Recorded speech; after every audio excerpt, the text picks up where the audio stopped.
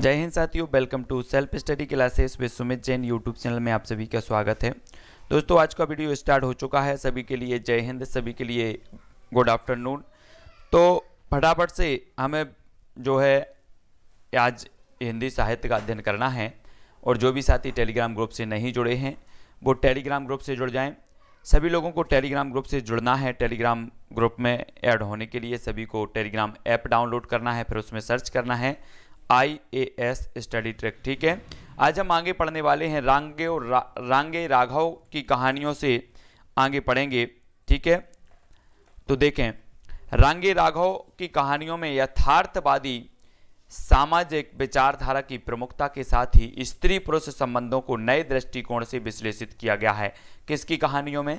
रांगे राघव साहब की कहानियों में। ठीक है, रांगे राघव की गदल राजस्थानी परिवेश में प्रेम की निगूढ़ अभिव्यक्ति की दृष्टि से हिंदी की महत्वपूर्ण चर्चित कहानी है। कौन सी?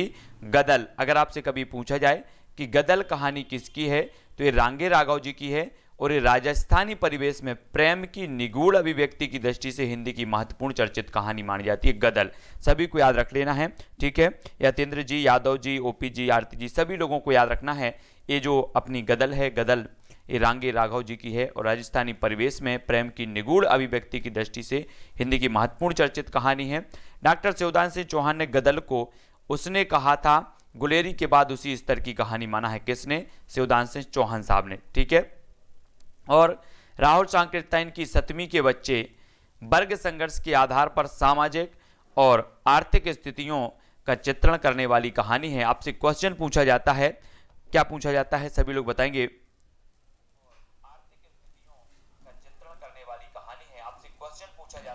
तो सभी को याद रखना है, 7वीं के बच्चे वर्ग संघर्ष के आधार पर सामाजिक और आर्थिक स्थितियों का चित्रण करने वाली कहानी है। ठीक है, कौन सी? 7वीं के बच्चे, और एक किसकी है? राहुल सांकृत्यायन जी की है। ठीक है, याद रखेंगे सभी लोग, राहुल सांकृत्यायन जी की है, 7वीं के बच्चे, है ना। और अज्ञेय की आरंभिक कहानियों का संग्रह है विपथगा। अज्ञेय की जो आरंभिक कहानियां हैं उनका जो संग्रह है वो विपथगा नाम से प्रकाशित हुआ था। किस नाम से? विपथगा नाम से जो है प्रकाशित हुआ था आरंभिक कहानियों का संग्रह अज्ञेय जी की, है ना। अज्ञेय जी की जो आरंभिक कहानियों का संग्रह है ये विपथगा नाम से प्रकाशित हुआ, ये चीज हमें याद रखनी है। और अज्ञेय की विपथगा हारीती, अकलंक, मिलन, द्रोही, छाया, 1 घंटे में, कैसांड्रा का अभिशाप, दरोगा, अमीचंद, पगोड़ा वृक्ष कहानियां एक क्रांति संबंधी हैं। ये जो विपथगा संग्रह है अज्ञेय जी का, इसमें इतनी सारी जो कहानियां हैं वो इसमें संकलित हैं और इनका जो है आरंभिक कहानियों का संकलन विपथगा में हुआ है। ये चीज भी आपको याद रखनी है। ठीक है, अज्ञेय ने आतंकवादी पात्रों के अतिरिक्त विदेशी वातावरण की भी कहानियां लिखी हैं। किसने? अज्ञेय साहब ने। यहां पर हमें याद रखना है अज्ञेय साहब ने, हाँ, तो याद रख लेना, ये चीज हमने कल पढ़ भी ली थी। आतंकवादी पात्रों के अतिरिक्त विदेशी वातावरण की भी कहानियां लिखी हैं अज्ञेय साहब ने। अज्ञेय की लेटर बॉक्स, शरणदाता, बदला कहानियां देश विभाजन की पृष्ठभूमि पर आधारित हैं। अज्ञेय कृत रोज नारी जीवन की एक रस्ता को मार्मिक ढंग से चित्रित करने वाली कहानी है। किसको? नारी जीवन की एक रस्ता को। कौन सी? रोज। डॉक्टर नामवर सिंह ने शिवप्रसाद सिंह की दादी माँ को हिंदी की पहली नई कहानी माना। ये चीज भी हमने पढ़ लिया था। कुछ समीक्षक उषा प्रियंवदा की कहानी वापसी को हिंदी की पहली कहानी मानते हैं। निर्मल वर्मा के प्रथम कहानी संग्रह परिंदे को डॉक्टर नामवर सिंह ने नई कहानी की पहली कृति माना है। परिंदे को ये निर्मल वर्मा की 1960 की है और ये नई कहानी की प्रमुख पहली कृति मानते हैं इसको, परिंदे को, कुछ लेखक। नई कहानी आंदोलन 1955 ईस्वी को प्रवर्तित और प्रतिष्ठित करने में नई कहानियां के संपादक भैरव प्रसाद गुप्त की भूमिका अत्यंत महत्वपूर्ण है। एक चीज याद रखनी है, हाँ, नेट प्रॉब्लम है कुछ लगता है। नई कहानी के दौर में धर्मवीर भारती की कहानी गुल की बन्नो, ये धर्मवीर भारती जी की है, ये चीज भी हमने देखी थी। ठीक है, गुल की बन्नो धर्मवीर भारती जी की कहानी, है ना। चंद्रगुप्त विद्यालंकार की वापसी, और ये वापसी कहानी किसकी है? द्वितीय विश्व युद्ध के आधार पर है। ये चंद्रगुप्त विद्यालंकार की भी है और उषा प्रियंवदा जी की भी वापसी है। तो ये सभी को याद रखना है। ठीक है, हाँ। और पांडे बेचन शर्मा उग्रकृत उसकी मां कहानी के आधार पर नंदुलाल वाजपेयी ने उग्र को हिंदी का पहला राजनीतिक कहानीकार माना। ये कल हम यहां तक पढ़ चुके थे। ठीक है, हाँ। बहुत बढ़िया। तो यहाँ पर हिंदी का पहला राजनीतिक जो कहानीकार माना है वो किसे माना है? तो वो माना है अपने अज्ञे साहब को। किसने माना है? नंदुलारे वाजपेयी साहब ने माना है, ठीक है। उसकी माँ कहानी के आधार पर माना है। पांडे बेचन शर्मा उग्र की आरंभिक 12 कहानियों का संग्रह चिंगारियां में प्रकाशित हुआ। इन कहानियों में व्यक्त क्रांतिकारी विचारों के कारण अंग्रेज सरकार ने इसे क्या कर लिया था? जब्त कर लिया था। तो सभी ने पढ़ा कि सोजे पतन से लेकर के हमने चिंगारियों तक, जो कि सोजे बतन भी क्या हुई थी, ये भी अंग्रेज सरकार ने जब्त की थी, और चिंगारियां भी अंग्रेज सरकार ने जब्त की थी। चिंगारियां पांडे बेचन शर्मा उग्र की, ठीक है। तो यहाँ तक हमने कल पढ़ लिया था। अब आगे का अध्ययन हम सभी करेंगे। आगे के अध्ययन में हमें लिखना है बनारसी दास चतुर्वेदी, संपादक विशाल भारत। विशाल भारत की अगर आपसे पूछा जाए कि संपादक कौन थे, तो बनारसी दास चतुर्वेदी थे। बेचन शर्मा उग्र की रचनाओं को घासलेटी साहित्य कहकर प्रबल विरोध किया है। मोस्ट इंपॉर्टेंट क्वेश्चन यहां से बनेगा, ठीक है। कौन सा बनेगा कि किसने जो है उग्र की रचनाओं को घासलेटी साहित्य कहा है ना? तो आपको बताना है कि जो बनारसी दास चतुर्वेदी जी हैं, ये विशाल भारत के संपादक थे, और उन्होंने बेचन शर्मा उग्र की रचनाओं को घासलेटी साहित्य कहकर इसका प्रबल विरोध किया है, ठीक है। यस जी, सोनू राय जी, सभी को देखना है कि घासलेटी जो साहित्य है ये किसने कहा है? ये कहा है बनारसी दास चतुर्वेदी ने। किसे? उग्र की रचनाओं को, है ना। पांडे बेचन शर्मा उग्र ने समाज के उपेक्षित और प्रायः निम्न वर्ग के पात्रों के माध्यम से सामाजिक भ्रष्टाचार के अनेक रूपों को उभारा है। किसने? उग्र साहब ने, है ना। शिव प्रसाद सिंह की कहानी खैरा पीपल कभी ना डोले, खैरा पीपल कभी ना डोले में गांव का यथार्थ स्वरूप, वहां की संस्कृति, सामाजिक और प्राकृतिक स्थिति का बड़ा ही प्रभावशाली और मोहक चित्रण हुआ है। किसमें? खैरा पीपल कभी ना डोले, ये शिव प्रसाद सिंह जी की कहानी है। ये भी आपको याद रखनी है, ठीक है। खैरा पीपल कभी ना डोले, शिव प्रसाद सिंह। क्योंकि क्यों नहीं डोल रहा है? क्योंकि शिव की कृपा है, इसलिए खैरा पीपल कभी ना डोले। तो खैरा पीपल कभी ना डोले शिव प्रसाद सिंह का, और गांव की सांस्कृतिक, सामाजिक, प्राकृतिक स्थिति का इसमें प्रभावशाली जो है चित्रण हुआ है। दूधराज सिंह की कहानियों में एकाकीपन और निर्वसन की भावना अधिक उभर कर आई है। किसमें? दूधराज सिंह की जो कहानियां हैं, एकाकीपन और निर्वसन की भावना अधिक उभर कर आई। कमल जोशी की जीवन चक्र, कमल जोशी की कौन सी? जीवन चक्र, अछूतों की समस्या, भूमि सुधार, कृषि आंदोलन, वर्तमान शिक्षा की उद्देश्यहीनता, नैतिक पतन आदि को लेकर लिखी गई कहानियां हैं। किसकी? कमल जोशी साहब की। ये जीवन चक्र जो है, आपसे अगर पूछा जाएगा कि जीवन चक्र ये जो है ये किसकी कहानी है, तब आपका उत्तर होगा कमल जोशी, ठीक है। जोश में आकर के जीवन के चक्र को बिगाड़ नहीं लेना, अपन को जोश में आकर के क्या नहीं करना है? जीवन के चक्र को नहीं बिगाड़ना है, सभी को याद रखना है, ठीक है। और अछूतों की समस्या, भूमि सुधार, कृषि आंदोलन से संबंधित रचना है जीवन चक्र कमल जोशी साहब की। और फणीश्वरनाथ रेणु की सर्वाधिक प्रसिद्ध कहानी तीसरी कसम, है ना, और फिर मारे गए गुलफाम, इस कहानी पर इसी नाम से फिल्म भी बनी है। सभी को याद रख लेना, मोस्ट इंपॉर्टेंट है तीसरी कसम या फिर मारे गए गुलफाम, इसका दूसरा नाम है मारे गए गुलफाम। ये सर्वाधिक प्रसिद्ध कहानी है किसकी? रेणु साहब की, है ना, फणीश्वरनाथ रेणु साहब आंचलिक उपन्यासकार माने जाते हैं फणीश्वरनाथ रेणु। और ये तीसरी कसम इनकी कहानी है, मारे गए गुलफाम भी इनकी कहानी है। तो ये सभी को याद रखनी है, ठीक है। तीसरी कसम में 40 वर्षीय ग्रामीण गाड़ीवान हीरामन और नर्तकी हीराबाई के परस्पर आकर्षण की कहानी है तीसरी कसम में, फणीश्वरनाथ रेणु की तीसरी कसम में। मोहन राकेश की कहानी एक और जिंदगी का नायक उद्युग्न है, उसे सहानुभूति की तलाश है। कारण यह है कि पत्नी उसकी उपेक्षा करती है, वह नौकरी करता है और आर्थिक रूप से स्वतंत्र है। तो देखो ये जो उद्युग्न है ये है एक और जिंदगी का नायक, तब आपको याद रख लेना है एक और जिंदगी, ये कहानी के जो लेखक माने जाएंगे मोहन राकेश माने जाएंगे, ठीक है। हाँ, सभी को याद रख लेना है। तो ये चीज याद रखनी है।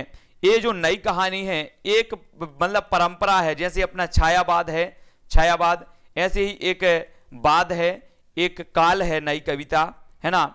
या फिर नई कहानी की बात करें तो है ना, नई कविता बाद है, नई कविता जो आता है बाद है। लेकिन अगर नई कहानी की यहां पर बात करें, कहां पर आया था इसका? नई कहानी माना है, दादी माँ को हिंदी की पहली नई कहानी माना है। तो ये भी मतलब जो है कहानी से संबंधित अलग अलग वो चली हैं, इसकी भी कि नई कहानी है ना, ये बादई से संबंधित मान के चलो नई कहानी। तो कहानी में भी अलग अलग टाइप के सभी प्रकार से हैं। तो मोहन राकेश की हम बात कर रहे थे, एक और जिंदगी का नायक उद्युग्न है, उसे सहानुभूति की तलाश है, कारण यह है कि पत्नी उसकी उपेक्षा करती है और वह नौकरी करती है और आर्थिक रूप से स्वतंत्र है। विष्णु प्रभाकर सामाजिक जीवन की समस्याओं को लेकर हर प्रकार की मानवीय पीड़ा से व्यथित होने वाले बाद मुक्त कथाकार हैं। ये बाद मुक्त कथाकार हैं कौन से? विष्णु प्रभाकर जी जीवन की समस्याओं को लेकर हर प्रकार की मानवीय पीड़ा से व्यथित होने वाले बाद मुक्त कथाकार हैं, है ना। और कमलेश्वर ने आम आदमी की कहानी और समानांतर कहानी आंदोलन चलाया, ठीक है। ये आम आदमी की कहानी और समानांतर कहानी का आंदोलन किसने चलाया?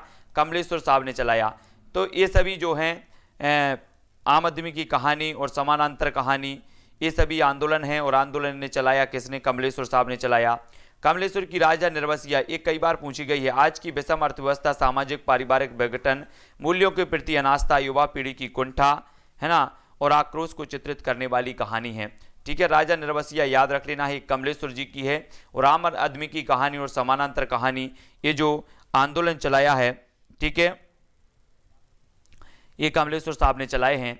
और सानी और इमारतें ढहाने वाला, सानी की इमारतें ढहाने वाले कहानी में दिखाया गया है कि आधुनिक जीवन में हमारे परंपरागत मूल्य कितनी आसानी से टूट जाते हैं। इमारत ढहाने वाले ये किसकी है?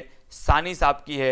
और इसमें कहा गया, इसमें चित्रित किया गया है कि जो आधुनिक जीवन में हमारे परंपरागत जो मूल्य हैं कितनी आसानी से टूट जाते हैं, ये इमारतें ढहाने वाले सानी, ठीक है, सानी साहब हैं। और भीष्म साहिनी की चीफ की दावत में उपेक्षिता और परिवार में कूड़ा करकट की तरह छिपाई जाने वाली वृद्धा माँ का महत्व उजागर करके प्रतीकात्मक ढंग से परंपरा का महत्व दिखाया गया है ना। ये भीष्म साहिनी की है चीफ की दावत। चीफ की दावत कई बार पूछा गया भीष्म साहिनी की, और इसमें क्या किया गया है? उपेक्षिता और परिवार में कूड़ा करकट की तरह छिपाई जाने वाली वृद्धा माँ का महत्व उजागर करके प्रतीकात्मक ढंग से परंपरा का महत्व दिखाया गया।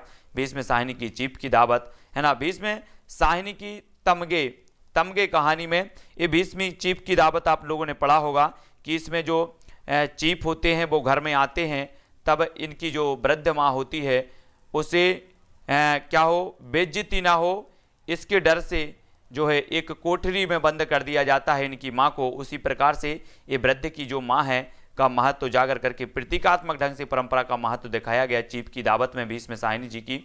भीष्म साहिनी की तमगे कहानी में द्वितीय विश्व युद्ध की मानव विरोधी फासिस्ट प्रवृत्ति और सामान्य जनता पर उसके दुष्प्रभावों का चित्रण हुआ है। तमगे भीष्म साहिनी जी की कहानी है और इसमें द्वितीय विश्व युद्ध की मानव विरोधी फासिस्ट प्रवृत्ति और सामान्य जनता पर जो है उसके दुष्प्रभावों का चित्रण हुआ है तमगे में। उषा प्रेमदा की वापसी कहानी में यह चित्रित किया गया कि सेवानिवृत्त होकर व्यक्ति अपने ही परिवार में किस तरह फालतू हो जाता है। उषा प्रियंवदा की वापसी जो कहानी सभी लोगों ने पढ़ा है, ठीक है। इसमें क्या हो जाता है कि सेवानिवृत्ति के जो बाद है व्यक्ति अपने ही परिवार में किस तरह जो है फालतू हो जाता है, ये उषा प्रियंवदा जी की है, ठीक है। और कृष्णा सोपती की सिक्का बदल गया, भारत पाक विभाजन के दर्द को बड़ी गहनता से उकेरने वाली कहानी है। सिक्का बदल गया एक कई बार पूछा गया है, निम्न में से बताइए कि जो है सिक्का बदल गया ये किसकी रचना है। एक प्रश्न तो यहीं से एक पूछा जाता है, सिक्का बदल गया ये रचना किसकी है, तो एक कृष्णा सोपती की है। और एक क्वेश्चन पूछा जाता है, निम्न में से बताइए कौन सी भारत पाक विभाजन पर आधारित जो है कहानी है। तब आपको पता होनी चाहिए सिक्का बदल गया ये भारत पाक विभाजन पर आधारित है, ठीक है। कृष्णा सोपती की मित्रो मरजानी स्त्री पुरुष संबंधों की साहसपूर्ण कहानी है। इस कहानी को लघु उपन्यास भी कहा जाता है, ये याद रखना है, मित्रो मरजानी, ठीक है। मित्रो मरजानी ये जो है किसकी है, कृष्णा सोपती साहब की है। कृष्णा सोपती और मित्रो मरजानी बहुत ही महत्वपूर्ण है और ये लघु उपन्यास भी इसे कहा जाता है। अगर आपसे पूछा जाए कि कृष्णा सोपती की किस कहानी को लघु उपन्यास कहा जाता है, तब आपको याद रख लेना है मित्रो मरजानी, ठीक है। हाँ, मित्रो मरजानी याद रखना है। मृदुला गर्ग की अंगली सुबह कहानी में इंदिरा गांधी की हत्या के बाद दिल्ली में होने वाले सांप्रदायिक दंगे, विनाश दूत कहानी में भोपाल गैस त्रासदी और बेनकाब कहानी में चंबल क्षेत्र में व्याप्त अत्याचार और शोषण का चित्रण हुआ। मोस्ट इंपॉर्टेंट है, मृदुला गर्ग के बारे में देखो, अगली सुबह कहानी में इंदिरा गांधी की हत्या, अगली सुबह कहानी में इंदिरा गांधी की हत्या के बाद दिल्ली में होने वाले सांप्रदायिक दंगे, ठीक है। विनाशदूत में भोपाल गैस त्रासदी जो हुई थी विनाशदूत में, है ना। और बेनकाब कहानी में चंबल क्षेत्र में व्याप्त अत्याचार और शोषण का चित्रण हुआ है। अगर आपसे कभी पूछा जाए कि जो है भोपाल गैस त्रासदी से संबंधित जो कहानी है वो कौन सी है, तो ये विनाशदूत है। ये किसकी है, तो मृदुला गर्ग जी की है। मृदुला गर्ग जी की एक ना एक रचना आपकी हर एग्जाम में मिलती है, चाहे आप पीजीटी हो, नेट हो, इनकी पूछी जाती है मृदुला गर्ग जी की। अमरकांत की डिप्टी कलेक्टरी याद रख लेना। अमरकांत जी की कहानी में डिप्टी कलेक्टरी की परीक्षा देता है बेटा और आतुरता की धार पर वेदना सहता है पिता, पिता की पुत्र से आशाएं आकांक्षाएं मानो अतीत की वर्तमान के प्रति शुभकामनाएं हैं। सकल दीप बाबू की व्यग्रता और अधीरता की चेष्टा में मध्य वर्गीय समाज की रूढ़ियां, अंधविश्वास, एक रास्ता और उन सबसे उबरने की मानसिकता है। तो ये डिप्टी कलेक्टर आपको याद रख लेना है, डिप्टी कलेक्टरी ये अमरकांत जी की है, अमरकांत जी, ठीक है। तो डिप्टी कलेक्टरी जो है कृष्णा सोपती की, बिल्कुल कृष्णा सोपती की, रिपीट कर दे रहे हैं।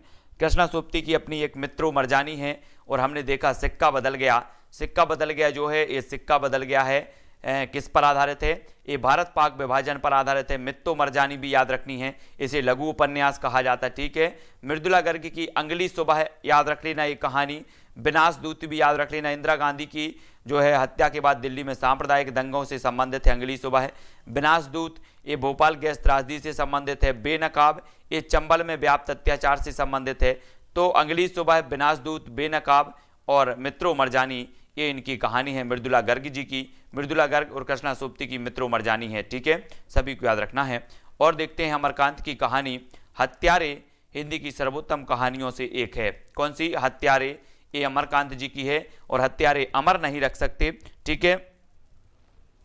हत्यारे जो होते हैं वो अमर नहीं रह सकते, अमर नहीं रह सकते, तो अमरकांत की कहानी हो जाएगी हत्यारे, ठीक है। हाँ, है ना। हत्यारे जो है ये अमरकांत जी की सर्वोत्तम कहानियों में से एक है। शेखर जोशी नई कहानी आंदोलन के चर्चित कथाकार हैं। कोशिका घटबार, देखो ये जो नई कहानी क्या है, ये आंदोलन है। जैसे हमने पढ़ा था कि वो है, यहाँ पर हमने देखा था, क्या देखा था, नई कहानी, और ये जो आंदोलन देखे थे कमलेश्वर साहब के, यहाँ पर देखो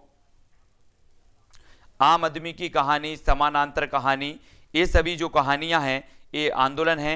नई कहानी भी एक प्रकार का आंदोलन है, ठीक है। तो ये चीज़ आपको याद रखनी है। और समानांतर कहानी भी होती है, नई कहानी भी होती है, आम आदमी कहानी भी है, इसी प्रकार से। तो ये सभी याद रखना है।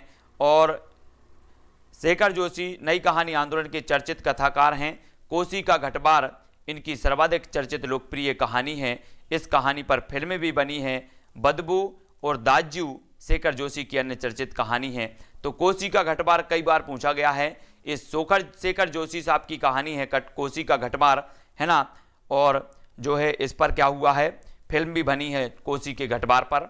और कोसी नदी को सभी को पता है कि बिहार का शोक भी कहा जाता है। और कोसी का एक घटबार है, जोशी जी की है ना, शेखर जोशी जी। शेखर जोशी की उस्ताद औद्योगिक संदर्भ में मजदूरों के जीवन का चित्रण करने वाली कहानी है। कौन सी, उस्ताद, उस्ताद याद रख लेना है शेखर जोशी जी की, ठीक है।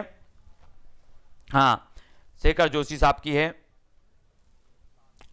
और शेखर जोशी की एक है तरु का निर्णय। तरु का निर्णय मध्य वर्गीय विसंगतियों पर आधारित केंद्रित कहानी है शेखर जोशी साहब की, तरु का निर्णय। राजेंद्र यादव की टूटना कहानी उस समय की सर्वोत्तम कहानियों में से एक है। टूटना, टूटना एक किसकी है, राजेंद्र यादव साहब की है।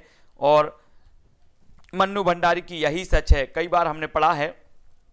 गणना हिंदी की अमर प्रेम कहानियों में की जाती है। इस कहानी पर रजनीगंधा नामक फिल्म बनी है। कौन सी फिल्म बनी है, रजनीगंधा। यही सच है, यही सच है, मन्नू भंडारी, यही सच है, मन्नू भंडारी। और झूठा सच हमने पढ़ी, झूठा सच पढ़ा था। झूठा सच एक रचना है, किसकी है, यशपाल साहब की, झूठा सच। और यही सच है, ये मन्नू भंडारी साहब की है, ठीक है। मन्नू भंडारी की ए खाने आकाश नाई कहानी पर जीना यहाँ नामक हिंदी फिल्म बनी। ए खाने आकाश नाई, ए खाने आकाश नाई, यहाँ पर जीने यहाँ, जीना यहाँ, ये हिंदी फिल्म बनी है इस पर पे, ठीक है। और मन्नू भंडारी की कथा साहित्य में स्त्री विमर्श विषयक विवाद एवं वितर्क का बड़ा संयत समाधान प्रस्तुत किया गया है। मन्नू भंडारी जी की स्त्री विमर्श विषयक विवाद एवं वितर्क का जो है संयत समाधान प्रस्तुत किया गया। मन्नू भंडारी की कहानी रानी माँ का चबूतरा। रानी माँ का चबूतरा में मजदूर वर्ग की असहाय नारी की दरिद्रता संघर्ष का अत्यंत मार्मिक चित्रण हुआ है। नारी माँ का चबूतरा, और नारी माँ के चबूतरे पर क्या हो रहा है, भंडारा, भंडारा हो रहा है, मन्नू भंडारी है ना। तो रानी माँ का चबूतरा ये मन्नू भंडारी साहब की है, और मजदूर वर्ग की असहाय नारी की दरिद्रता संघर्ष का अत्यंत मार्मिक इसमें चित्रण हुआ है। भैरव प्रसाद गुप्त की देखो कहानी चाय का प्याला में पूंजीवादी अर्थव्यवस्था में व्याप्त शोषण की भयावह तस्वीर उभरती है चाय के प्याले में। तो ये भैरव प्रसाद गुप्त की कहानी है चाय का प्याला, है ना। और इसमें क्या हुआ है, शोषण की भयावह तस्वीर उभरती है चाय के प्याले में। मधुकर सिंह की कहानी है लहू पुकारे आदमी में यह चित्रित किया गया कि गरीब सवर्ण और गरीब अवर्ण वस्तुतः समान हैं, और इसी प्रकार अमीर सवर्ण और अमीर अवर्ण भी हैं। यह वर्ग चेतना केवल किताबी बोध नहीं है, चुनावों और शिक्षा का जो है परिणाम है। ये मधुकर सिंह की है, कौन सी, लहू पुकारे आदमी। ये किसकी है, लहू पुकारे आदमी, है ना। तो ये चीज याद रखनी है, लहू पुकारे आदमी। अगर आपसे कभी पूछा जाए कि ये जो कहानी है वो किसकी है, तो मधुकर सिंह की है। और ऐसा भी पूछा जाता है किस विधा से संबंधित है, तो सभी को पता होनी चाहिए ये जो है ये कहानी विधा से संबंधित है, लहू पुकारे आदमी। अब्दुल बिस्मिल्लाह की कहानी है सुलह में एक असहाय ग्रामीण पात्र पुलिस और उच्च वर्ग की मिली भगत पहचान कर सुलह अपने ढंग से अर्थात जालिम को पीट कर करता है, ठीक है, सुलह करता है। तो ये सुलह जो कहानी है ये अब्दुल बिस्मिल्लाह साहब की है। किसकी है, अब्दुल बिस्मिल्लाह। ये चीज याद रखनी है। अतिथि देवो भाव, अतिथि देवो भाई अब्दुल बिस्मिल्लाह साहब कहानी संग्रह में वर्तमान व्यवस्था के अंतर्गत पनपने वाले अन्याय, अत्याचार, सांप्रदायिकता से संबंधित है। अतिथि देवो भाव एक इसकी अब्दुल बिस्मिल्लाह, सुलह भी अब्दुल बिस्मिल्लाह साहब की हैं। तो ये सभी को याद रखनी है, ठीक है। चाय का प्याला भैरव प्रसाद गुप्त, लहू पुकारे आदमी मधुकर जी की है, रानी माँ का चबूतरा मन्नू भंडारी, है ना। स्त्री विमर्श ये भी मन्नू भंडारी, और ए खाने आकाश नाई मन्नू भंडारी साहब, यही सच है, मन्नू भंडारी। टूटना राजेंद्र यादव, टूटना राजेंद्र यादव। तरु का निर्णय शेखर जोशी, उस्ताद शेखर जोशी, है ना। कोसी का घटबार शेखर जोशी की है। हत्यारे अमरकांत जी की कहानी है। तो ये सभी डिप्टी कलेक्टरी भी अमीरकांत की है। अगली सुबह है मृदुला गर्ग, और एक कृष्णा सोप्ती की मित्रों मरजानी, है ना। इसे लघु उपन्यास भी कहा जाता है। अगला देख लेंगे, भेदभाव, शोषण तथा प्रत्येक प्रकार की जो है मानवीयता पर सीधा प्रहार किया गया। उसमें गिरिराज किशोर की कहानियों में निम्न मध्यवर्गीय परिवारों में रूढ़ियों से जकड़ी नारी की पीड़ा, शिक्षा व्यवस्था की विसंगतियां, गरीबी से जूझते हुए अभाव, अन्न कुंठा, कार्यालयों की जो है कार्य पद्धति का खोखलापन, कर्मचारी अधिकारियों के अहंकार की टकराहट, आज की यांत्रिकता और उपभोक्तावादी संस्कृति की अमानवीयता का सजीव चित्र मिलता है किसमें, गिरिराज किशोर की कहानियों में। देख लेते हैं, मिथिलेश्वर को श्रेष्ठ तथा लेखन के लिए मध्य प्रदेश साहित्य परिषद द्वारा अखिल भारतीय मुक्तिबोध पुरस्कार दिया गया। कैसे, मिथिलेश्वर को सोवियत रूस द्वारा सोवियत लैंडर पुरस्कार, उत्तर प्रदेश हिंदी संस्थान द्वारा यशपाल पुरस्कार तथा निखिल भारत बंग साहित्य सम्मेलन द्वारा अमृत पुरस्कार दिया गया। तो सभी को याद रख लेना है किसे दिए गए ये सारे के सारे, है ना। तो मिथिलेश्वर को दिया गया, है ना। ये सारे की सारी चीजें याद रखनी है। नियत समय, नियत मतलब जो समय मतलब तय किया गया है, जो समय तय किया गया है उसी समय पर, ठीक उसी समय पर नियत समय, ठीक है, हाँ।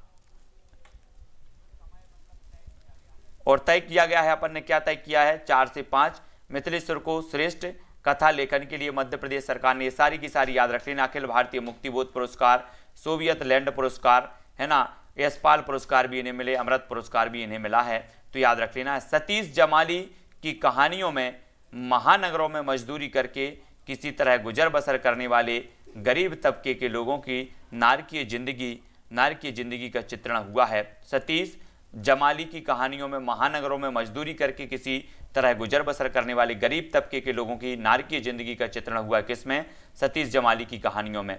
हरिशंकर प्रसाईकृत रानी नागमती की कहानी वस्तुतः रानी केतकी की कहानी का अनुकरण है, परंतु उसका विषय नया है, दृष्टि नई है और सशक्त है। देखो हमने कहाँ पढ़ा था, इसको उपन्यास में भी पढ़ लिया था। अब ये रानी केतकी की, रानी नागमती की कहानी ये जो कहानी में भी आ गई, और रानी केतकी की कहानी का अनुकरण है, ये भी सभी को याद रख लेना है। ठीक है, ये रानी नागमती की जो कहानी है, तो ये उपन्यास में भी हमने पढ़ी थी, लेकिन अधिकांश लोगों ने कहा था कि सर ये कहानी है, और ये वास्तव में कहानी ही है, रानी नागमती की कहानी। ठीक है, और ये रानी केतकी की कहानी का अनुकरण है, तो ये हरिशंकर प्रसाद जी की है। उसका विषय नया है, दृष्टि नई और सशक्त है, तो ये चीज भी सभी को याद रख लेना है। ठीक है, बहुत बढ़िया। शीतल, शीतल मतलब होता है, जैसे हम बोलते हैं ना शीतल जल, शीतल जल बोलते हैं, शीतल है मतलब बहुत जिसे अच्छा मान के चलें कि बहुत अच्छा जल है, शीतल जल है ना, इस प्रकार से। और रानी केतकी की कहानी, रानी केतकी की कहानी जो है का अनुकरण है कौन सी, रानी नागमती की कहानी। मुक्तिबोध ने अपनी कहानियों में फंतासी शिल्प का प्रयोग किया, उनकी विद्रोही मानसिकता उनके कथानकों में बखूबी देखी जा सकती है। ठीक है, हाँ ठंडा भी बोल सकते हैं। तो फंतासी जो है शिल्प का प्रयोग किया गया मुक्तिबोध ने अपनी कहानियों में, और उनकी विद्रोही मानसिकता उनके कथानकों में बखूबी देखी जा सकती है मुक्तिबोध की में।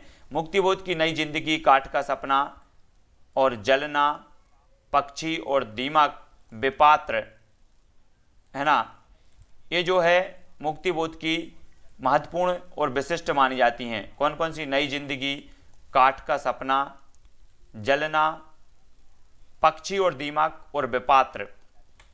ये रचना अभी पूछी गई थी, विपात्र, एमपी टेट वर्ग 1 में विपात्र पूछी गई थी। एक काठ का सपना भी याद रख लेना है, काठ का सपना ये मुक्तिबोध की। ठीक है ना, ये सभी को याद रखनी है। काठ का सपना ये जो है किसकी है, मुक्तिबोध की है। नई जिंदगी भी मुक्तिबोध की है। जलना ये भी मुक्तिबोध की है। पक्षी और दीमक ये भी इनकी कहानी है। विपात्र कहानी लेकिन अभी पूछी गई थी, याद रखना है। ये सारी की सारी मुक्तिबोध की कहानियां जो है बहुत ही महत्वपूर्ण हैं। मुक्तिबोध ने क्लॉड इथरली कहानी में अणु युद्ध का विरोध करने वाली आत्मा की आवाज को क्लॉड इथरली के रूप में प्रस्तुत किया, और पूरी कहानी को अवचेतन के अंधेरे तहखाने में पड़ी हुई आत्मा के विद्रोह की कहानी बना दिया। क्लॉड इथरली कहानी में मुक्तिबोध की है। और समकालीन कथाकार शिवमूर्ति के कहानी संग्रह केसर कस्तूरी में 6 कहानियां संकलित हैं। कसाईबाड़ा, अकाल दंड, श्री, उपमा जोग, भरतनाट्यम, त्रिया चरित्र और केसर कस्तूर। ये केसर कस्तूरी में ये शिवमूर्ति का कहानी संग्रह है केसर कस्तूरी, और इसमें जो है इतनी सारी 6 कहानियां इसमें संकलित हैं। कसाईबाड़ा, अकाल दंड, श्री, उपमा जोग, भरतनाट्यम, त्रिया चरित्र और केसर कस्तूरी, ये सभी हैं। ठीक है, शिवमूर्ति कृत कुच्ची का कानून में 4 कहानियां संग्रहित हैं। ख्वाजा ओ मेरे पीर, है ना, ख्वाजा ओ मेरे पीर, बनाना रिपब्लिक, कुच्ची का कानून और जुल्मी, ये सभी जो है शिवमूर्ति की हैं, है ना। शिवमूर्ति की बनाना रिपब्लिक कहानी दलित चेतना से मुक्ति की राह सामने लाती है, और पंचायत चुनाव की परिणति कैरिबियन देशों के बनाना रिपब्लिक में रेड्यूस होने की आशंका को निर्मूल कर देती है। बनाना रिपब्लिक शिवमूर्ति जी की, है ना। कुच्ची का कानून भी शिवमूर्ति साहब की है, और तो याद रख लेना है शिवमूर्ति साहब की। शिवमूर्ति केसर कस्तूरी, है ना, इसमें 6 रचना संग्रहित हैं। कुच्ची का कानून भी है इनकी कहानी, 4 कहानियां इसमें संग्रहित हैं। और बनाना रिपब्लिक ये भी शिवमूर्ति साहब जी की है, और कुच्ची का कानून तो यह सभी को याद रखना है ना। और गंगा प्रसाद विमल, इनको जाना जाता है साठोत्तरी कहानी को समकालीन कहानी के नाम से अभिहित किया इन्होंने। साठोत्तरी कहानी को इन्होंने समकालीन कहानी के नाम से अभिहित किया।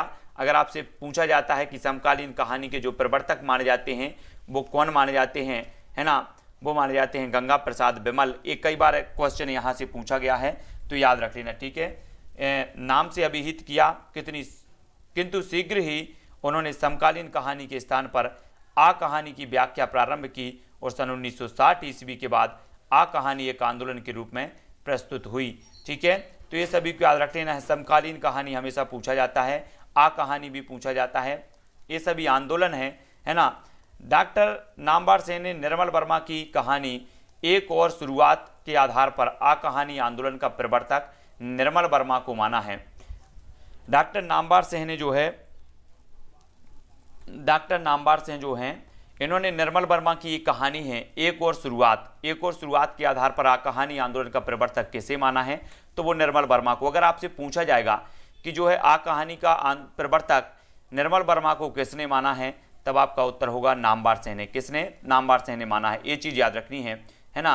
नई कहानी के विरोध में दूसरा आंदोलन सचेतन कहानी के रूप में प्रस्तुत हुआ। इसके प्रोधा डॉक्टर महीप सिंह।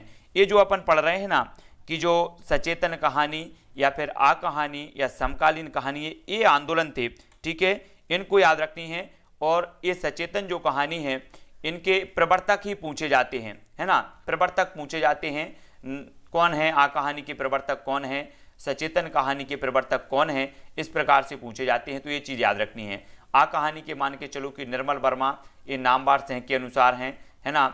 और जो है दूसरा आंदोलन, ये नई कहानी के विरोध में दूसरा आंदोलन सचेतन कहानी, ये महीप सिंह इसके प्रवर्तक माने जाते हैं। और 1964 में आधार पत्रिका के सचेतन कहानी विशेषांक के प्रकाशन में इसका आरंभ माना जाता है ना। आधार पत्रिका के सचेतन कहानी के कहानी विशेषांक के प्रकाशन से इसका आरंभ माना जाता है आधार पत्रिका के 1964 ईस्वी में, है ना। 1968 ईस्वी अमृत राय ने नई कहानियां पत्रिका के माध्यम से सहज कहानी आंदोलन का नारा दिया। किसने? अमृत राय ने। तो सहज कहानी, है ना, किसने नाम दिया इसको? अमृत राय साहब ने दिया। कब? 1968 में दिया। तो ये हम पूरा का पूरा बता देंगे कि सहज कहानी के कौन हैं, कहानी के कौन से हैं सभी लोगों को, ठीक है, बहुत बढ़िया। नेक्स्ट है 1977 ईस्वी में दिल्ली विश्वविद्यालय में जनवादी विचार मंच की स्थापना हुई। फरवरी 1982 में दिल्ली में जनवादी लेखक मंच का प्रथम राष्ट्रीय अधिवेशन हुआ। इसी समय कहानी के क्षेत्र में जनवादी आंदोलन सक्रिय और गतिशील हुआ। जनवादी विचार मंच 1977 में दिल्ली विश्वविद्यालय में जनवादी विचार मंच की स्थापना हुई। फरवरी 1982 में दिल्ली में जनवादी लेखक मंच का प्रथम राष्ट्रीय अधिवेशन हुआ। इसी समय कहानी के क्षेत्र में जनवादी आंदोलन सक्रिय और गतिशील हुआ। और 1979 में राकेश वत्स ने मंच पत्रिका के माध्यम से सक्रिय कहानी आंदोलन का सूत्रपात किया। ये यहाँ से क्वेश्चन बनते ही हैं, है ना, तो सभी को याद रख लेना है।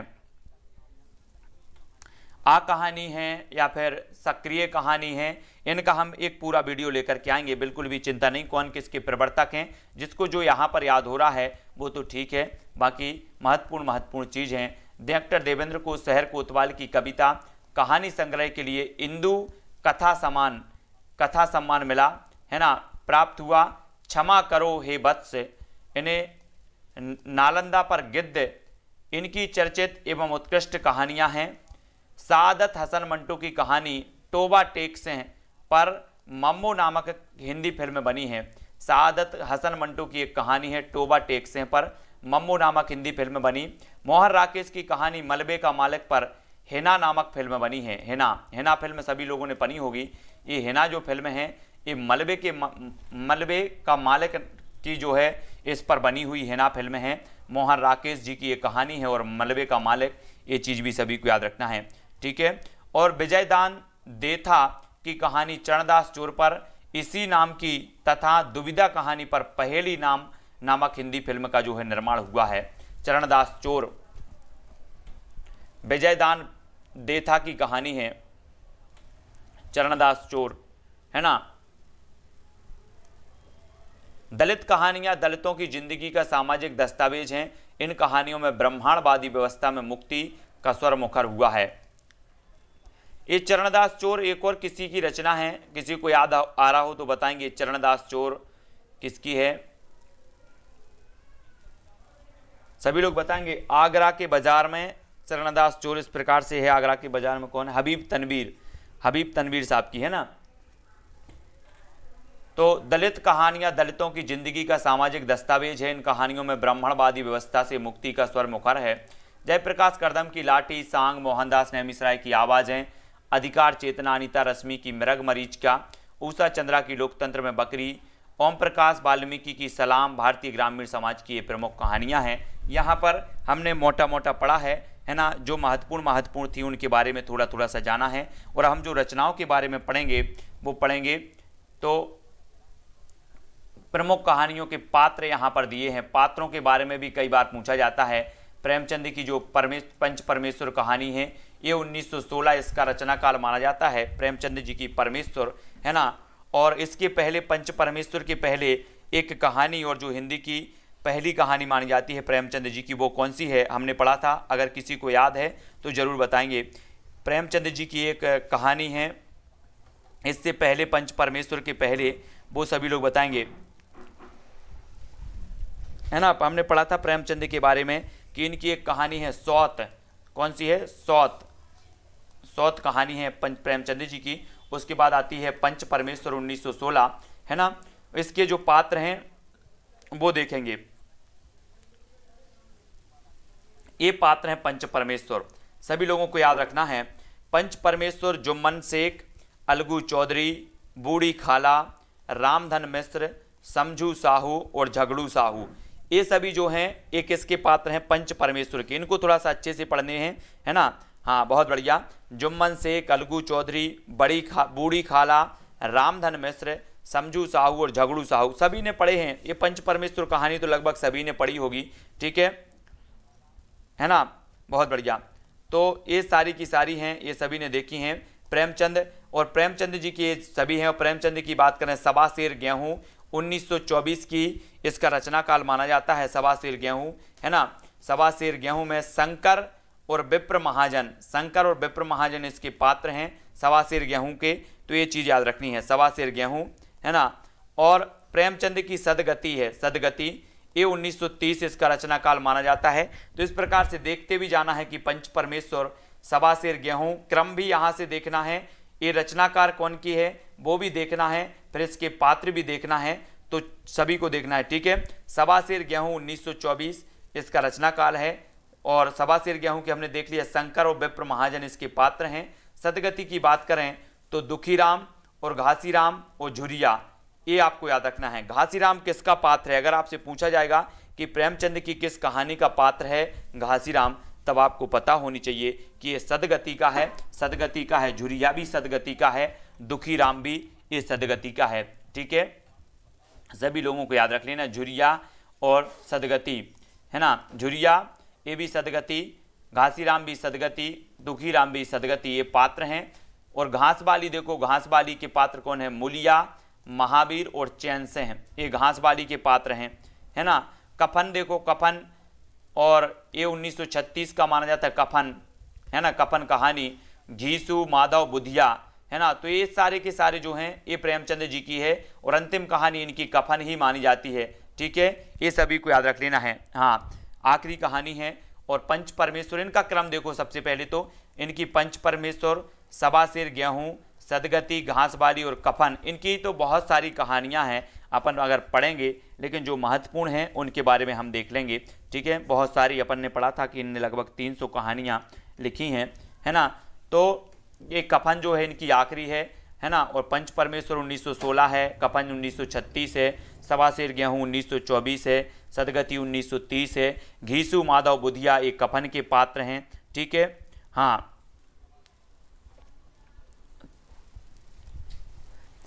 ये सारी की सारी हैं। और बात करेंगे चंद्रधर शर्मा गुलेरी। चंद्रधर शर्मा गुलेरी की बात करें तो उसने कहा था इनकी सबसे महत्वपूर्ण है, 1915 इसका रचना काल माना जाता है। उसने कहा था चंद्रधर शर्मा गुलेरी, है ना। ये यहाँ से पात्र बनते हैं, है ना। ये उसने कहा था, जो पात्र हैं ये हमेशा पूछे जाते हैं, ठीक है। लहना से उसने कहा था, सूबेदार हजारी से हैं, है ना। महा से, बजीरा से, बोध से, लपटन साहब, ये सारे के सारे जो पात्र हैं वो आपको याद रख लेना है, ठीक है। कौन कौन से? लहना से हैं, सूबेदार हजारी से हैं, महा से हैं, बजीरा से, बोध से हैं, लपटन साहब, ठीक है। आपकी 9 बजे लाइव क्लास होती है, 9 बजे हिंदी साहित्य की, जिसमें हम क्वेश्चन आंसर करते हैं, ठीक है। हाँ, तो लहना से हैं, ये जो है इसका पात्र है। ये सारे के सारे पात्र याद रख लेना है। सूबेदार हजारी से हैं, महा से हैं, बजीरा से हैं, बोध से हैं, लपटन साहब हैं। ये जो है उसने कहा था, ये जो है चंद्रधर शर्मा गुलेरी साहब की, और इनकी 3 रचनाएं हैं। उसने कहा था बुद्धू का कांटा, और एक कौन सी है सभी लोग बताएंगे? उसने कहा था बुद्धू का कांटा, और एक और है, एक क्वेश्चन पूछा जाता है कि कौन सा ऐसा कहानीकार है, कौन सा ऐसा रचनाकार है जो मात्र 3 रचनाएं लिख करके जो है हिंदी साहित्य में अमर हो गया। तो उसने कहा था सुखमय जीवन और बुद्धू का कांटा। ये इनकी 3 रचनाएं मानी जाती हैं चंद्रधर शर्मा गुलेरी की, है ना। और ये 3 रचनाएं ही बहुत ही प्रसिद्ध हैं। उसने कहा था ये रचना इतनी प्रसिद्ध है कि ये कई बार पूछी गई है, इसके पात्र भी कई बार पूछे जाते हैं। ठीक है, बहुत बढ़िया। जयशंकर प्रसाद, ये रूप की छाया, रूप की छाया, आकाशदीप, ममता, है ना, रोज, और ये आपको याद रख लेना है, रोज अज्ञेज आपकी है। तो रूप की छाया, आकाशदीप, ममता, ये जो महत्वपूर्ण हैं जिनके पात्र पूछे जाते हैं उनको देखते हैं। तब आप देखेंगे यहाँ पर सबसे पहले हम पढ़ेंगे रूप की छाया। इस शैलनाथ और सरला इसके पात्र हैं रूप की छाया के। चंपा, बुद्धगुप्त, जया, मणिक और मणिभद्र ये हैं किसके, आकाशदीप के पात्र हैं। ये चंपा, बुद्धगुप्त महत्वपूर्ण हैं। चंपा, बुद्धगुप्त, जया, मणिक और मणिभद्र ये आकाशदीप के पात्र माने जाएंगे। ठीक है, ममता के पात्र देखो, ममता हैं चूड़ामणि, चूड़ामणि, शहंशाह और हुमायूं। हुमायूं महत्वपूर्ण हो जाता है यहाँ पर, ममता भी महत्वपूर्ण है ना। शहंशाह, हुमायूं। अगर आपसे पूछा जाए कि हुमायूं जयशंकर प्रसाद की किस कहानी का पात्र है, तब आपको पता होनी चाहिए ममता का है, ममता। ठीक है, शहंशाह भी ममता का है, चूड़ामणि भी ममता, और ममता के पात्र तो हैं ही। तो चंपा, बुद्धगुप्त, जया, मणिक और मणिभद्र आकाशदीप के पात्र हो जाएंगे। ये सभी को याद रखना है। ठीक है, हाँ, ममता जी आप ही पात्र हैं। शैलनाथ, सरला, ये रूप की छाया, ये सभी याद रखनी है इसकी। अब बात करेंगे रोज। रोज एक कई बार पूछी गई है, रोज, है ना। रोज ये अज्ञे जी की कहानी है, ये महत्वपूर्ण है इनकी कहानी में। ये वो ही यहाँ पर कहानी दी है जो पूछी जाती हैं अज्ञे जी की, रोज है। और रोज जो कहानी है मालती, महेश्वर, टिटी और मैं, टिटी और मैं, ये रोज कहानी के पात्र हैं। मालती है, महेश्वर है, टिटी और मैं हैं। इनको याद रख लेना है रोज के बारे में। ठीक है, बहुत बढ़िया, रोज हो गया। अब रांगे राघव का देखो, रांगे राघव का अभिमान, अभिमान है।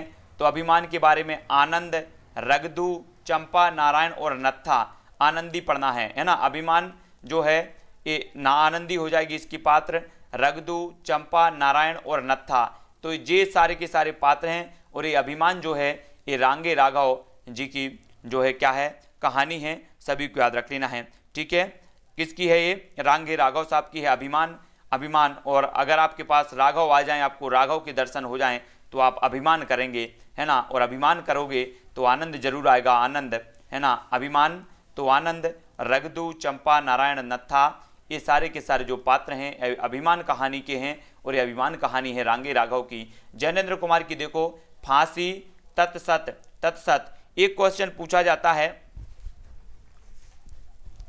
ठीक है, हाँ, बहुत बढ़िया। फांसी के बारे में देखो, शमशेर, शमशेर ये कहानी ये कई बार पूछा गया है। शमशेर और जुलेखा, ये शमशेर और जुलेखा के बारे में कई बार पूछा गया है कि निम्न में से बताइए शमशेर जो है जैनेन्द्र कुमार की किस कहानी का पात्र है, या निम्न में से शमशेर किस कहानी का पात्र है। तब आपका उत्तर होगा फांसी और जुलेखा। याद रख लेना, मोस्ट इंपॉर्टेंट है ना।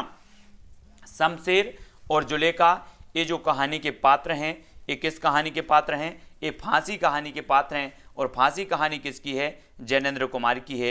ये चीज भी याद रखना है। ठीक है, तत्सत की बात करें तो बड़दादा बबूल, शीशम, सहराज और सरफराज, बड़दादा, बबूल, शीशम, सहराज और सरफराज, ये जो माने जाएंगे तत्सत की माने जाएंगे। तो ये दोनों महत्वपूर्ण हैं। और फांसी की कई बार पूछा जाता है, शमशेर और जुलेखा, ये चीज याद रखनी है। ठीक है, शमशेर और जुलेखा फांसी के पात्र हैं। यशपाल की देख लो, यशपाल जी की उत्तराधिकारी, उत्तराधिकारी। और दूसरी, तुमने क्यों कहा कि मैं सुंदर हूं, उत्तराधिकारी 1951 और 1954, ये यशपाल साहब की हैं, है ना। तुमने क्यों कहा कि मैं सुंदर हूं, ये यशपाल की हैं। और उत्तराधिकारी की यहाँ पर देखो, हर्ष हैं, मानी, कुशली, गणेश हैं, ये इनके पात्र हैं उत्तराधिकारी के। तुमने क्यों कहा था कि मैं सुंदर हूं, ये चित्रकार निगम, माया और वकील साहब, ये इसके पात्र हो जाएंगे यशपाल साहब के। तो ये याद रखना है, ये हमेशा पूछे जाते हैं। ठीक है, हाँ। उषा प्रियंवदा की देखो, वापसी, वापसी इनकी कहानी है उषा प्रियंवदा जी की। और इसमें गजाधर बाबू हैं, है ना, अमर है, नरेंद्र और बसंती, ये इसके पात्र हैं। गजाधर बाबू, अमर, नरेंद्र और बसंती। ठीक है, और अमरकांत की बात करो, अमरकांत इसकी डिप्टी कलेक्टरी इनकी क्या है, रचना है, कहानी है। सकलदीप बाबू, जमुना, नारायण, है ना, बबुआ, निर्मला, गौरी और कमल, ये सकलदीप आपको याद रख लेना है, डिप्टी कलेक्टरी। ठीक है, और भी देख लेते हैं। कमलेश्वर की कस्बे का आदमी, गर्मियों के दिन, ये दोनों याद रखना है आपको, कस्बे का आदमी, गर्मियों के दिन। तो कस्बे का आदमी इसके जो है शिवराज, छोटे महाराज, चाची और मुनुआ, है ना, ये इसके पात्र हैं कस्बे का आदमी का। और गर्मियों के दिन ये बैगजी, चंदर, खलासी और बच्चन लाल, ये इसके पात्र हो जाएंगे गर्मियों के दिन। ठीक है, और कृष्णा सोबती की बात करें तो दादी अम्मा इसके पात्र, दादी अम्मा हैं कृष्णा सोबती साहब की, तो दादी अम्मा मेहरा मालकिन है जो, ये इसके पात्र हो जाएंगे। ठीक है, और निर्मल वर्मा की देखो परिंदे 1957 ईस्वी की है परिंदे। तो लतिका, गिरीश, ह्यूबर्ट साहब, जूली, डॉक्टर मुखर्जी पूछा गया है, मिस वुड और फादर एलमड। अब आपको याद रख लेना है, ये डॉक्टर मुखर्जी पीजीटी एग्जाम में पूछा गया है, डॉक्टर मुखर्जी किस कहानी के पात्र हैं, याद रख लेना है। ह्यूबर्ट साहब, जूली भी हैं, गिरीश कर्नाड में हैं। तब आपको याद रख लेना है कि ये परिंदे, जो निर्मल वर्मा की परिंदे हैं, उसके पात्र हैं डॉक्टर मुखर्जी। ये पूछा गया था पीजीटी एग्जाम में, तो याद रखना है। ठीक है, और देखो बाड़चू, भीष्म सायनी की बाड़चू और नीलम इसकी पात्र हैं। ठीक है, और मोहन राकेश की मलबे का मालिक है, और मलबे के मालिक के जो पात्र हैं वो देखो यहाँ पर बहुत ही महत्वपूर्ण हैं। अब्दुल गनी मियाँ, मनोरी, चिराग दीन, रखा पढ़ना है, रखा पहलवान, जुबेदा और किस्बर सुल्ताना, इनके बारे में याद रखना है, सभी लोग याद रखेंगे। ठीक है, अब्दुल गनी मियाँ, मनोरी, चिराग दीन, रखा पहलवान और जुबेदा याद रखना, जुबेदा और किस्बर सुल्ताना, ये सभी मलबे के मालिक, इन मोहन राकेश की कहानी है और इसको याद रख लेना है। ठीक है, हाँ, बहुत बढ़िया, सभी को धन्यवाद। ओपी जी, है ना, आज हमने कुछ महत्वपूर्ण कहानियों के बारे में पढ़ी, उनके पात्रों के बारे में भी पढ़ा है ना, जहाँ जैसी जो भी ट्रिक बनने की निकालने का प्रयास किया है ओपी जी ने, बहुत बढ़िया। यतेंद्र जी, मधुराज जी, ठीक है, प्रियंका जी, यादव सानी जी, सभी लोग लाइक जरूर करेंगे, अंकुर पनवर जी, ठीक है, बहुत बढ़िया। तो सभी लोगों को वीडियो को लाइक करना है, राधे सिंह जी, कुरैशी जी, निशा जी, ओपी जी, ठीक है, बहुत बढ़िया, सभी को धन्यवाद, कुरैशी जी, निशा जी, है ना, मधुराज जी, यादव सानी जी। तो आज की जो वीडियो है इसको यहीं पर विराम देते हैं। हेमलता सेन जी, पुष्पेंद्र जी, अंकुर पनवर जी, ठीक है, बहुत बढ़िया, यतेंद्र शास्त्री जी, बिल्कुल, और ज्योति देवी, प्रियंका जी, सोनू जी, संतोष जी, नीरू बाला जी, किरण पांडे जी, है ना, सभी को धन्यवाद, पुष्पेंद्र जी और प्रेम कला जी, बिल्कुल। क्या पूछा गया था आज के पीजीटी एग्जाम में पूछा गया था, क्या पूछा गया था? प्रेम कला जी, बहुत बहुत धन्यवाद। ममता जी, ज्योति जी, धन्यवाद। सुरेश जी, मिथिलेश जी और हरिकेश जी, आरपीएससी सेकंड ग्रेड में परिंदे कहानी लगती है स्पेशल, बहुत बढ़िया, है ना, रिया के आर जी, प्रियंका, दिनेश जी, अनुराग जी, दिनेश कुमार जी, ममता जी, ठीक है, बहुत बढ़िया, और रिया की आर जी, सभी को बहुत बहुत धन्यवाद, और मधुराज यादव जी, मिथिलेश जी। तो आज के वीडियो को यहीं पर विराम देते हैं। अब आपको वीडियो को लाइक करना है और शेयर करना है। कुछ महत्वपूर्ण चर्चा आज अपनी हो गई पात्रों के बारे में भी, यश रत्ती जी, सुनीता जी, है ना, अनुराग यादव जी, सभी को धन्यवाद। जय हिंद।